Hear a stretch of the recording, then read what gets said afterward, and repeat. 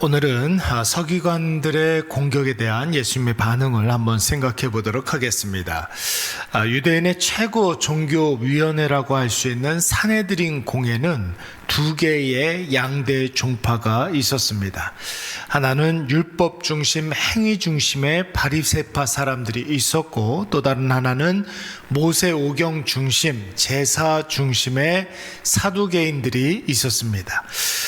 바리새파에서는 율법을 연구하고 해석하고 그리고 가르치는 서기관들이 나왔고, 사두개파에서는 제사를 집례하고 관장하는 제사장들이 나왔습니다.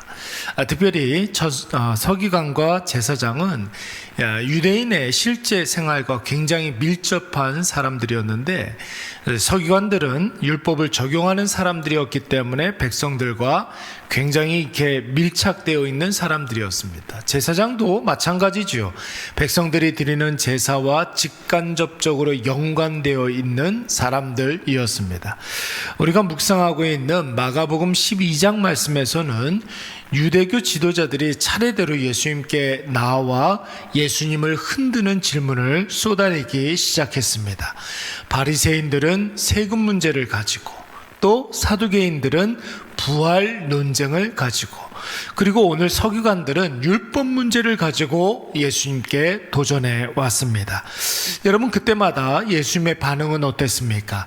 바리새인들에게는 너 자신이 어디 소속인지, 지금 무엇을 해야 되는지를 생각하고 확인해라, 이렇게 말씀하셨고, 사두개파 사람들에게는 천국은 이 생과 완전히 다른 곳이다, 이렇게 말씀하셨고, 오늘 서기관들에게는 유일하신 하나님을 마음을 다하고 목숨을 다하고 뜻을 다하고 힘을 다하여서 사랑하라, 이렇게 말씀하셨습니다.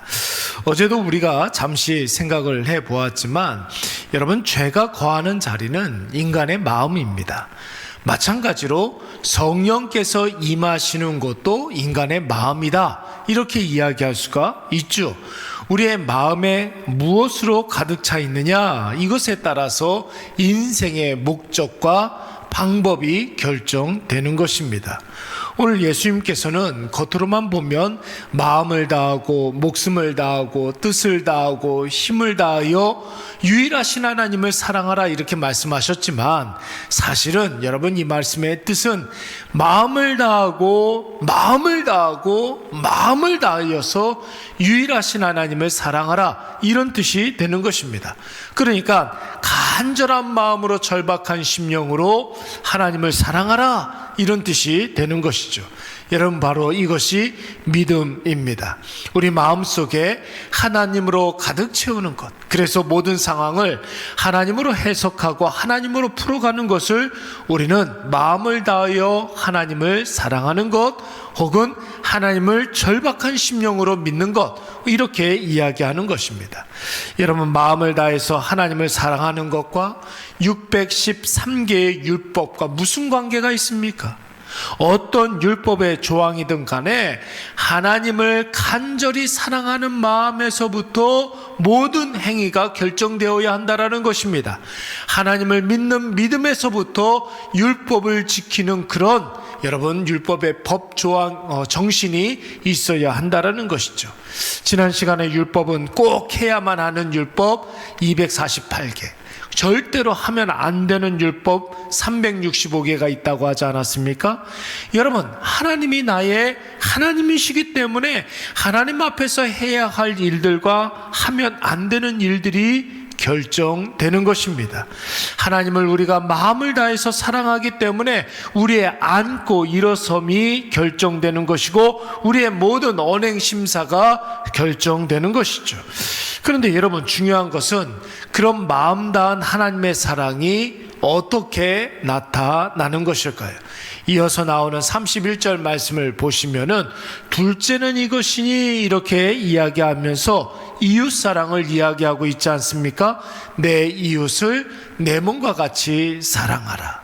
다시 말해서 하나님에 대한 마음 다한 그 사랑은, 그 모든 율법을 결정하는 것은 여러분 무엇으로 결정되는 것입니까? 반드시 이웃 사랑으로 말미암아 나타나는 것이죠.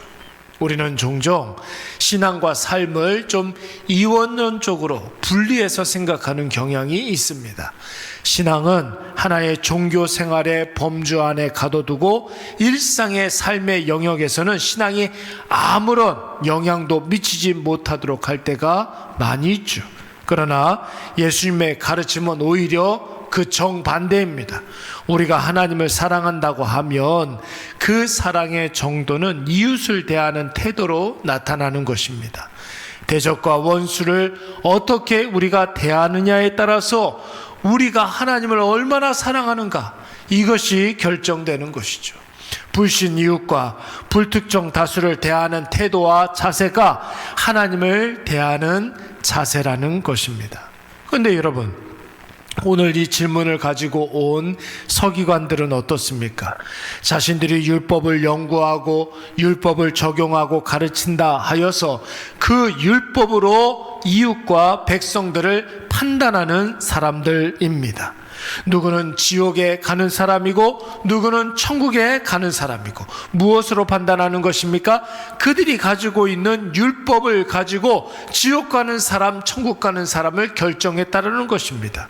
그 기준을 가지고 누구는 불법을 행하는 사람이고 누구는 공의를 행하는 사람이고, 여러분, 이 세상에 사는 사람에게 이웃을 판단할 수 있는 권한이 주어진 사람은 그 어떤 누구도 없습니다.